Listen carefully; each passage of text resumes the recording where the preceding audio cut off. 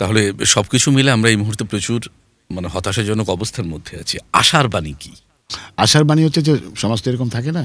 বদলাবে। না, আপনি ধরেন যে জুলাইয়ে যেটা হয়েছিল, আপনি কি ভেবেছিলেন যে জুন মাসে যে জুলাই অথবা অগস্টের ৫ তারিখে এরকম ঘটনা ঘটবে? না, কেউ কল্পনা হ্যাঁ, করেনি কল্পনা হয়তো। করেনি কেউ। কিন্তু সমাজ কিন্তু প্রস্তুত ছিল এই ঘটনা এরকম ঘটানোর পরিবর্তনের জন্য। জন্য। কোনো না কোনোভাবে প্রস্তুত ছিল, প্রস্তুতিও ছিল। আমরা এটা বলছি যে ছাত্র জনতা, কিন্তু আমি বলেছি আমার উল্টা মনে হয়েছে, জনতা ছাত্র। কারণ আপনি দেখবেন যে যারা শহীদ হয়েছে তাদের বেশিরভাগ কিন্তু জনতা। খেটে খাওয়া মানুষ, জনতা। ছাত্রের সংখ্যার থেকে তারা বেশি। শিশু আছে সেখানে, একদম খেটে খাওয়া মানুষ আছে। তার মানে মানুষের মধ্যে কিছু একটা তো ছিল, কোনো একটা আগুন তো ভিতরে ছিলই।